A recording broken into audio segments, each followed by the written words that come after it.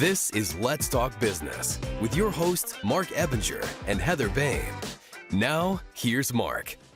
Welcome to Let's Talk Business, a show that highlights and promotes entrepreneurs to learn more about their vision, goals, and marketing strategy. Coming up on the show today, we're going to talk with Patrick Jackson, the owner and community builder of the Network in Action San Antonio, a business referral organization. Patrick, welcome to the show. Excited to be here. You bet. We're also going to talk with Lisa Sigsworth, a registered nurse who also is a hypnotist, an End of Life Educator who specializes in grief, death, and dying. Lisa, welcome to the show. Thank you very much. I'm glad to be here. In studio with us today is Heather Bain, a certified business coach that works with business owners to gain clarity and achieve their goals. Heather, welcome back to the show. Always happy to be here. And I'm your host, Mark Ebinger, the owner of Crookus Marketing Agency, a company that specializes in hiring virtual assistants from outside the United States, which is how I built my entire company. A quick reminder for our listeners, you can catch video and podcast versions of the show anytime by visiting our website at satalkradio.com. As big as we are on social media, a lot of folks don't realize that they can also find us on iTunes and Google Play and all of the things, right? We're just so big on social media that I don't hear about the podcast side of it so much anymore. But we got thousands of downloads over there as well. So, you know, I'm more of a visual guy. So, Oh, you on Spotify also? Oh, yeah. Oh, wonderful. Yeah, we'll do like YouTube, and I'll just go. That's how I listen to the show. You know what I mean?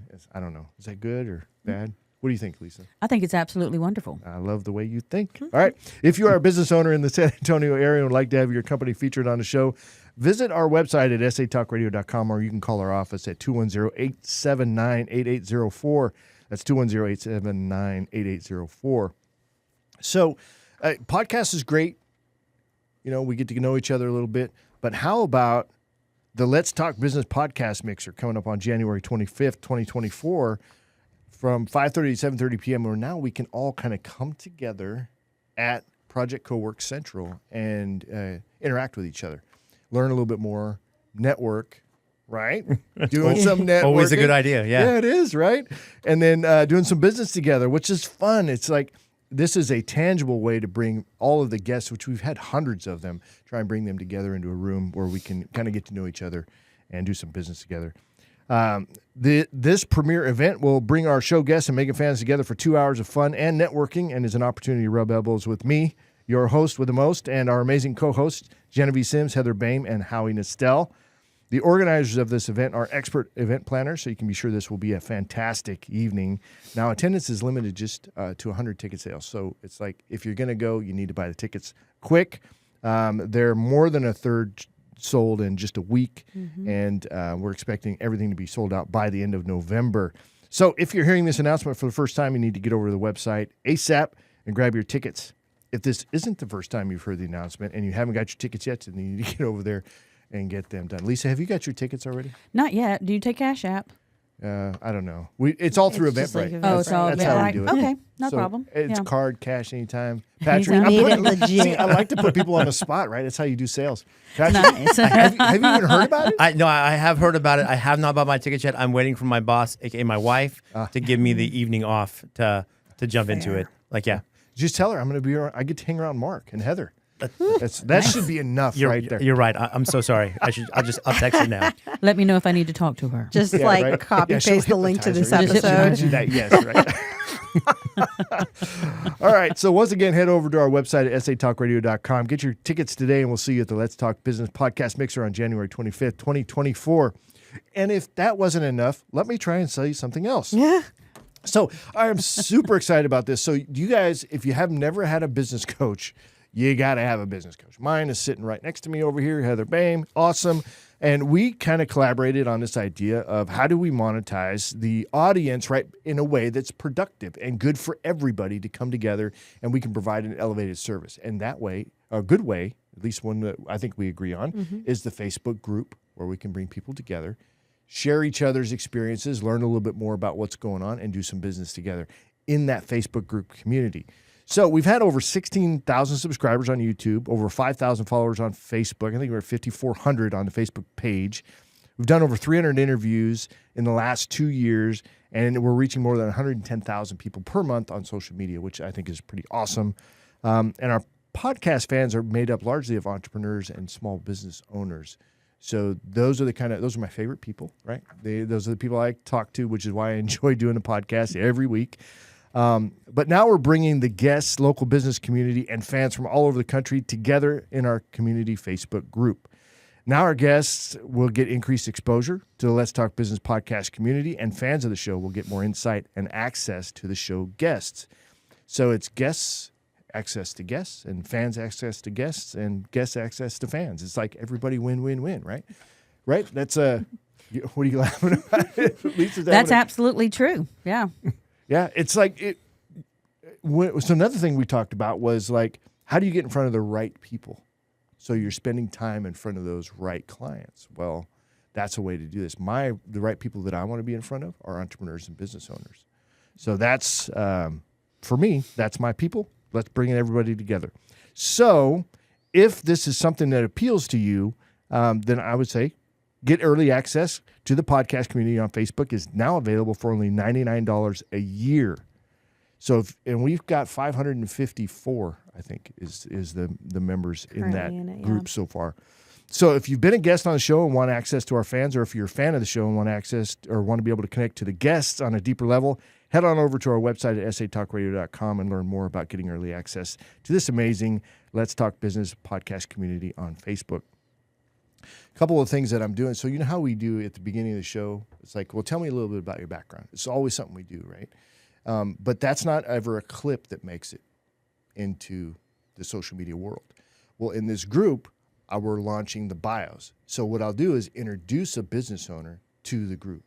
This is like Stallion Science. We had Abdul on the show, and I did one with him. And it's like, hey, this is who this is, and it's 90 seconds of him talking about who he is and how he ended up where he's at, which is super cool because it connects us on a little bit deeper level, which I think is pretty neat.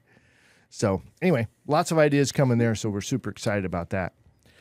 Okay, so speaking of networking, and I mean, we've got a networking expert here, and we all do networking here, so I thought this would be a great topic to kind of open up the floor here, but it's more than just networking, it's focused networking, and this is coming out of conversations that we had.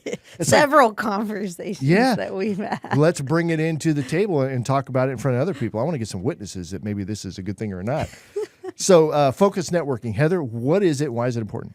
So the line of discussion we have had is that you have a lot of options for networking in quantity. There is a lot of events you can go to. There's a lot of things being offered. And I feel like when you're starting networking, it's good to go to a lot because you want to get to know what it's about, who the group of people is. But at a certain point, once your business has increased to a level where you're having to run the business and facilitate it, you have to really start focusing on quality of networking because it can very easily become a 60-hour work week just of networking. And if you're not able to capture that at a high level, or if your workload starts to increase, then you can't maintain that amount of networking. And all of a sudden, you're not seeing the results of your pipeline as much because you're not networking constantly the way you were facilitating the business. So focus networking being who is that ideal client or that ideal group of people that you're getting in front of consistently at a high level, and what other ones do you need to not do in order to focus your time and energy on those that bring the biggest results. So, Patrick, when it comes to your business is networking and putting together referral groups, right? Mm-hmm. So how do you help businesses, make sure, okay, you're a good fit for here and this is going to be worth their time? It's a great question because you don't always know what they're looking for in their business. Sometimes the first questions that you always get the mundane answer, I'm just looking for other people in XYZ category or strategic business partners or something like that. What I found is sometimes it's just a small intimate group where you actually know somebody so that it's a referral of a personal nature that happens to have a business attached to it rather than just a business relationship. So if you know somebody well, you know more about them than just what their business is, you tend to give referrals and you tend to listen for them. And so I'm not really certain if I'm answering the question correctly, but to me, it's that really solid personal connection where you know somebody well and you trust them to be able to provide a solid referral of I know this person, I trust this person, and I want to give them to you because they will help you out in your business or in your home or in anything that you need. Well, that's a core quality that I identify with big time. Lisa, maybe what to delve in a little further on there is like, who is your ideal client and where do they hang out? Anywhere and anyone, actually, because you can actually trace grief and loss all the way back through your life. It affects every component. And it doesn't necessarily have to be the loss of a person. It could be a loss of an item. Many people attach their personal possessions and they lose it. They just completely lose their ability to function. An animal. Or maybe even the last couple of years, the restrictions that they came off of during COVID and during the pandemic. So I do a lot of teaching on post-pandemic grief and where it is that how many people are so angry right now. So that actually is a large part of what I do. A lot of people. So and we hear that a lot. So Heather, I'm gonna come back to you on this because look, everybody may want your service or even need your service, but can everybody afford your service, right? And this is where a lot of businesses run into, and this is discussions that we've had, which is why I love bringing this into a group setting, is that are you spending your time in front of the people who can actually afford your services or connect you with people that afford your services? So Heather, I'm going to take it back to you on that. How do we figure that out? Well, I think a really good guiding idea is the Pareto's principle in this one. It's that 20% of the effort derives 80% of the results, right? So yes, everybody could use your services, but who are the populations or the groups that converge together that are most likely to use your services, even though most of the population could use most of everybody's services. If we really get down to it, not everybody thinks they need it right now or can afford it. So if you're being strategic with your time, that 20%, where is that 20% best spent? I actually see a lot of physicians. Physicians come to me to be able to do grief. That makes sense. A lot of anxiety. So I see a lot of business people in those areas. So that kind of cuts me down on who and what I'm seeing. Businesses will also bring me in to be able to speak to the whole group for motivation. So I will also do public speaking on that end for motivation in a group setting for businesses. Right, So, and it's putting yourself in a position where you can get more of that. So Patrick, back to you one more time. It's like, so when you're organizing your referral group and you're bringing people together, has this been an issue that's even come up for you yet, or is it? It seemed like it would be a good topic of conversation to have with people coming in. Is Yeah, I mean, since I run a paid networking group, so people pay for memberships, and there's several different organizations in town where people pay in order to join as a full member of the group. Of course, there's always going to be guests. The benefit to that, and one of the benefits that we like it, because there's a lot of free opportunities in town, and a lot of them are very, very good. But at the same time, when a whole bunch of people, like Heather said, there's a lot of people in that space who are there because it's free, and they're not going to be that captive audience or, like you said, ability to afford your services no matter what they are. So one of the benefits of a paid networking group is that everybody there can afford in their business to pay to be there. And that sounds so horrible, but you also know that they can pay to be there, and most likely their networking group and the people that they know and their strategic partners can also afford to be in that space. So therefore, there's a limiting factor as far as numbers of people that you're connecting with, but much higher like return on investment, or that Pareto principle, that 80-20 rule that says these people can afford my services. right. And I think when you've got skin in the game, they're going to be paying more attention to actually make sure they get the value back out of it. And I think it's interesting because he's creating that community. And we've talked about that too, because that's what you're doing with the Facebook group, is creating a community. And there's going to be certain people, and we talked through this, that community is going to fit really well for, because they, want to get plugged in to the network. They may not be local in San Antonio. They cannot physically network with the guests on the show. So the Facebook community works really well. Same for your networking group. I'm sure certain industries benefit highly and show clear results versus potentially others that don't have as much of a conducive market within it, even if they can afford it. I know there are some industries like yours where you could network with a bunch of different mystices, but doctors, if that's going to be your main referral source. Well, that is one of the main areas, but if you'll take, for example, somebody who's smoking wants to quit, how much are they spending a week on cigarettes? Oh, so much. Okay, yeah. Or how about the person at the very beginning of January decides to go and plug into a fitness routine and goes to one of your local gyms and starts paying in and then doesn't go again, but they're stuck in a contract for a year. So they're spending a couple of hundred maybe, and they're not going. So then that's motivation to be able to help them get remotivated to stay in that. There's lots of soft costs, that people don't realize as we go through. All right, excellent discussion. Enjoyed that. I like digging in a little bit. Sometimes we just scratch the surface, but that's why the after show is so important, because we can always revisit important topics on the show. All right, first up on the show is Patrick Johnson, the owner and community builder of the Network in Action San Antonio, a business referral organization. Patrick, welcome to the show, first timer. Glad to have you. So glad to be here. Yeah. So your background, just give us a little bit of 90-second bio on you and how you got to where you are. Okay. Well, I'm a trained pastor, and I'm still pastoring here in San Antonio.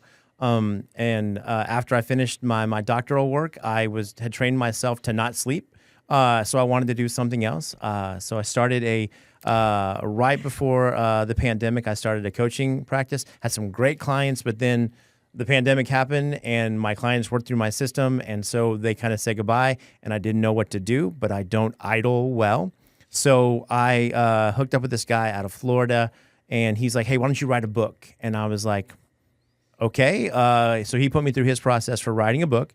And his process is to go and talk to people about your weak points in your topic, right? So my topic was self-reflection, so I was talking to a whole bunch of people about self-reflection, but we just got into other conversations, and I realized that I enjoyed meeting with people much more than I did the writing and editing process. So that kind of led me into learning more about networking, because as a pastor, I had never really done that before, never needed to do that before.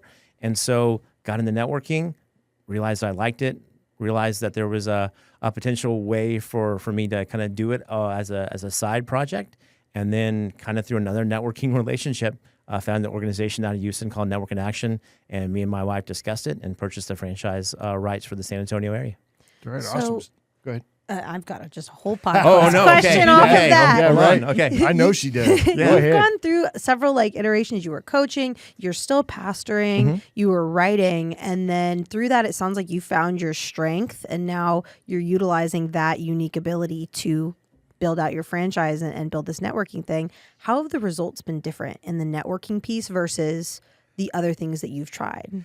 I like it much more. I enjoy my time with it much more than writing, and much more than editing. That was like the bane of my existence for a good month and a half.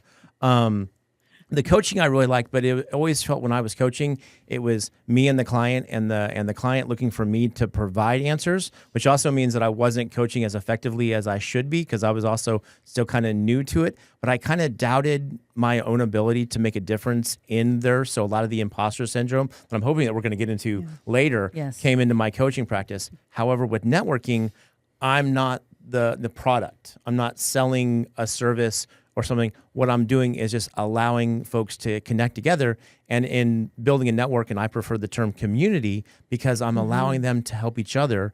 And there's a lot of collective wisdom and knowledge in my groups and in the communities that we're building, much more than I could ever provide as a coach or a mentor or an author. So can I challenge that just a little bit? Because I think that as a leader of a networking group, because that's why I'm getting into, this is why our conversation is super important to me, super valuable, is because I'm learning how to do this as well.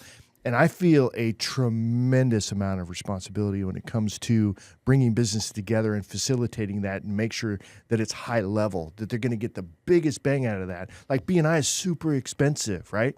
Just not to knock on BNI, but it's expensive. I'm literally so you have to be so. like really good at making sure you get that value back out of it, which I've been able to do, but it's like you have to dig into that. But I also think with leadership, with good, strong leadership and direction, that so much more can come out of that, that referral group. So what do you bring to your referral group business that really kind of is that your secret sauce? Secret sauce is a strong word, and I'm a little bit hungry already. So, but I would say the secret sauce is that I'm out for my clients. So, and I enjoy talking with them and letting them talk with each other to be able to connect. I mean, I wouldn't really call it a secret sauce because there's no secret in it. It's just, hey, if I have the best intentions for all my clients and I want to see their businesses grow and I want to see them do it in an efficient and an effective way, then all I have to do is just keep an open mind and say, have you met this person? Because you guys both like cars, or have you met this person? You guys share a business referral system. You know, if you're a lawyer and he's a finance guy, okay, that might work out really well. But at the same time, I want you guys just to know each other and meet each other, and I want you and you to just connect, because the fun thing that I love is the serendipitousness of networking, where you think these people don't have anything in common, and then you facilitate them to meet together in a one-on-one or just at the end of a meeting, and you find out that they both like exotic cars, or they both went to Africa recently, or some crazy thing that you would have never been able to do, and they form a lasting, authentic relationship. That's the thing that I just love. I wouldn't call it a secret because it's not a secret. Right. It's that unique. It's something that every leader brings to what they're doing, right? It's something that facilitates. What are your thoughts there, Heather? Well, I think facilitates is a great word, because facilitating doesn't mean you're like forcing the information on people. It means you are just putting them in the opportunity space to make the most out of it. But it's still, I mean, I love what he said. It depends on them. It's not on him to force a relationship. He's simply finding commonalities, pointing them out, and it's their job to go from there. And that's the great thing about coaching. I love that you said that too, because coaching is not supposed to be about giving people the answers. Yes, it is. We had this conversation The clients want you to too. give them the answers, but it's never. If you give them the answers, it's always going to be an external answer, never an internal answer. You're welcome for that. Speaking my language. Oh my gosh. The word that I'm actually starting to love when it comes to networking is curate, because I like to think that instead of facilitating, that I'm curating an environment for the community to grow. And so I'm resonating on curate right now, though facilitate is something that I'm certain I'm doing on a regular basis. Well, and I don't think people I like know the word choreography. choreography. You choreograph it. Yeah. I don't like that word. Anyway. Mark coming in with the absolute opposite. You're thinking about tights right now, aren't I'm you? in a just, tutu? I'm just Men trying to get in some tights. mojo back here. But over the here. thing is, like, I don't think people realize how, like, it seems small. It seems like it's not doing that much to simply, like, facilitate, choreograph, get people together, and, like, get the ball rolling. But it is, because a lot of people don't have that skill set, or they just don't think about it outside of what they have going on, because being a business owner is almost synonymous with being busy and being a little bit overwhelmed and all in your own head. So having someone else externally come in and be like, you know what, you guys both love exotic cars and you own businesses, run with that, can be a huge help.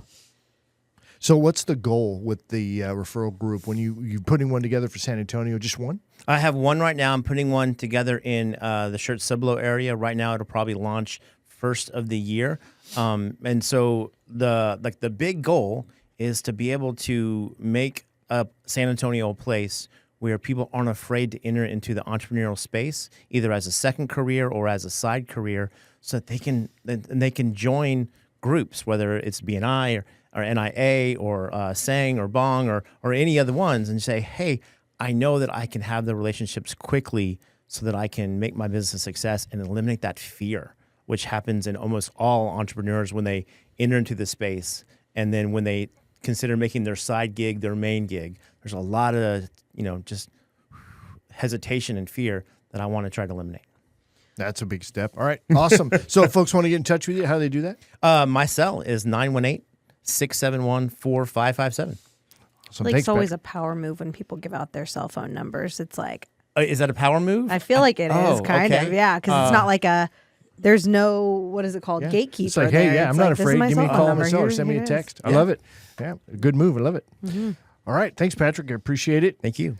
All right, we'll get into more of that in the after show. Okay. as well, maybe we'll see. We, Really You said hyping up after the I don't after know. show. show. We might spend the whole time on Lisa's Really hypnosis. building up over that there. I'm after excited show. about hearing more about hypnosis. Yeah, you get to be part of the Nice. after show. All right, next up on the show is Lisa Sigsworth, a registered nurse who's also a hypnotist, an end of life educator who specializes in grief, death, and dying. Lisa, welcome to the show. Thank you. I'm glad to be here. Okay. Me too. I'm a little nervous. I'm just going to tell you, I don't get nervous very often, but when you talk about grief and stuff like that, I mean, because my wife went through that with her wife, so it's a sensitive topic. So, it's a big deal. Yeah. Somebody who can come in and help somebody deal with grief, because people get stuck there. It's no joke. But let me tell me a little bit about your background and how you got to where you are today, about 90 seconds. All right. In 1989, I found my mom dead. She had cancer, and we didn't have anything called hospice during that time frame. So I was in education. I was about to graduate, had been accepted to Denton, Texas Women's University. I wanted to be in sports medicine.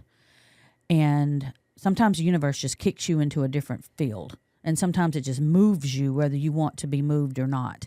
So I took a 400 level sociology class, and I learned about hospice. And I then got into nursing. And I went to nursing school, graduated, spent some time in oncology, and then went off into hospice and home health and spent the majority of the last 30-something years doing that. Around 10 years ago, our quality indicators came back with people wanting something different other than pain management. They didn't want to have to take pain medicine at the end of life. They wanted something different. And you can also look at the way that the world is moving with the boomers and the Gen Xers, as I am a Gen Xer, wanting something different at the end of life. Even now, not even having to be at the end of life, you want something different when it comes to medicine. So we started looking at it, and I was like, guided imagery, yeah, Lamaze, different things that I had already learned about. So I actually started taking classes, and I'm now considered a master level in hypnosis. But I never say you doctorate level. You never get to that because of the fact you're continuously learning, you're continuously evolving, doing that. So I began teaching the staff and the nursing staff and the therapist on how to do pain management, symptom control, with using the mind, with focus, grief work with the afterwards, making sure that the families were getting what they needed. I actually have a couple of books on Amazon with that. It is very hard to edit a book. Yeah, that's a pain. Yeah, you got to hire a professional. It's a very, you got to, it's hard. I actually have 2 mentors out in California that helped me with that. And I just continued. In the hypnosis world, I started going to the conferences because I'm actually one of those strange people who like conferences. I love conferences. I've actually spoken at the Louisiana Mississippi Hospice Organization for the last 15 years. As a presenter. I'm an LNEC trainer, an End of Life Nurse Educator. I'm C-CHIPed, which is a certified hospice and palliative care nurse. And to me, that has been a wonderful experience. Well, I like helping other people. So I was a cop for like 30 years, and made plenty of calls, right, where you've got a situation where somebody passed away, right? And if hospice was involved, then it was a really smooth transition. If it wasn't, then it was a little bit more bumpy, right, when it comes to handling everything. And this is actually National Hospice Month, November. It is. Mm-hmm. So I have a lot of respect for hospice care workers because it's not an easy thing to do, and to do it with that gentleness, care, and respect and compassion that's really needed to be effective in there is really cool. So a lot of respect for what it is that you're doing. When it comes to the hypnosis part of it, how does that plug into that end-of-life experience in a way that's helpful for those folks going through it? A lot of it has to do with the mindset. If you are calm and you actually have people coaching you, the staff is coaching you through this. In fact, there's a new catchword now and a whole group of people called end-of-life doulas. Mm-hmm. And we'd always called ourselves death doulas anyway, kind of a different kind of, but amongst ourselves many, many years ago. But now it's out there coaching the people, just like when a woman is having a baby. At the end of life, it's the same way. You're just going in the opposite direction. So if a woman is told that she's pregnant and she's going to have a baby, then she goes home, she tells her family, talks to the family, they get the house prepared, they make arrangements, they make everything toward that baby. And then at the very end of her term, which that's all that means, is at the end of her term. At the end of that term, she gives birth, hopefully, with good coaching and good preparation to a wonderful, healthy baby. That doesn't always happen. And so because of that, at the end of life, if you flip-flop that, you are told that you have a terminal or an end point to a disease process, and you're told that you're going to not be here anymore. Then you go home and you tell your family. And then you what? You start making arrangements. Then you start making those arrangements and getting everybody prepared, getting your house prepared.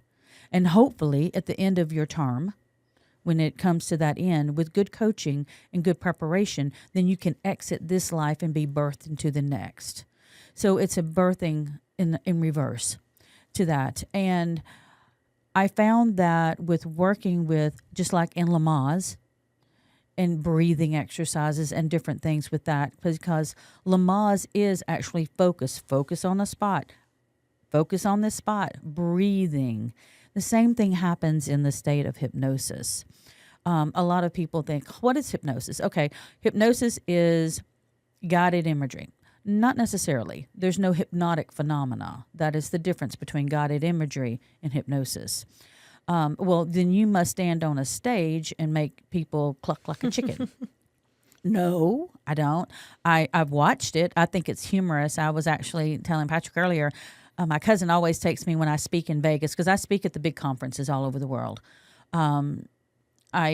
He always takes me to hypnosis shows in Vegas, and I love it because it's my time with him, and it brings him joy, and it makes me laugh. I speak on that, and I teach a lot. Most of your therapists, chaplains, psychiatrists, any of those fields are taught Ericksonian hypnosis, and that's conversational hypnosis. But I also help the staff that I do. I'm no longer in administration with hospice, but I do still speak at the conferences.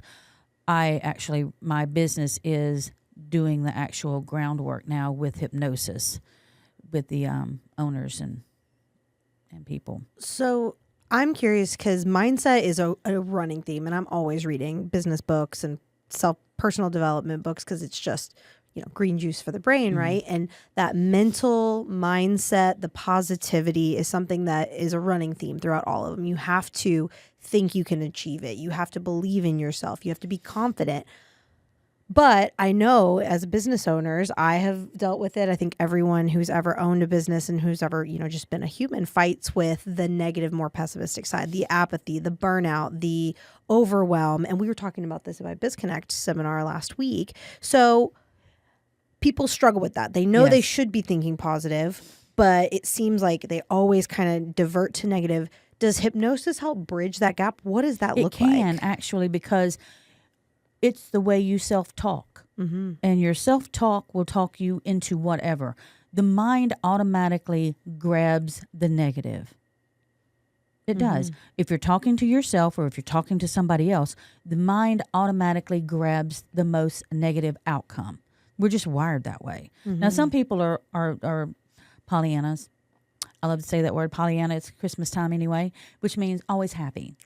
Now, I've always tried to be a happy person. I never really looked at a negative thing, but where did my law of attraction go? Because, and that's what those books are for, the shift, the different ones on talking about how you do that. But in the last couple of years, there's also been a twist on it it's called toxic positivity. Mm-hmm. Those people who everybody else in the office wants to no longer have there. Because they're not the morning person. And here comes Morning Melly. Whee! They're all happy, and everybody in the office is like, Caesar. Like, when is it delusion?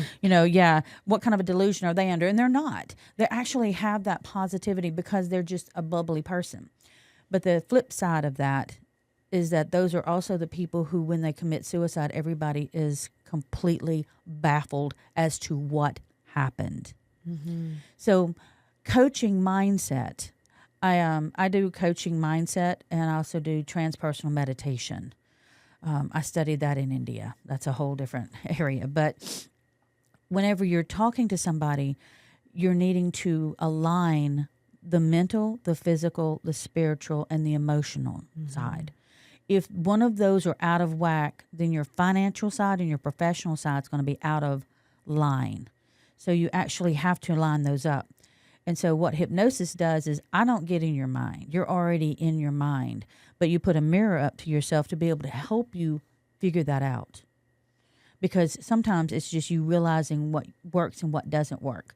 If you're always a negative person, you flip the script a little bit, but you can't flip the script all the way because of the fact that it won't align with the rest of you. someone who is inherently negative and whose parents were inherently negative and their parents were inherently negative. I call my husband inherently negative. And I blamed it on the fact that they're all come from England, but I don't know that that's necessarily true. He was like, he laughs at me on that, but he knows that and he recognizes it. So a big part of it is actually recognizing that component in your own self. Then once you recognize it and you name it, then you can actually work on it.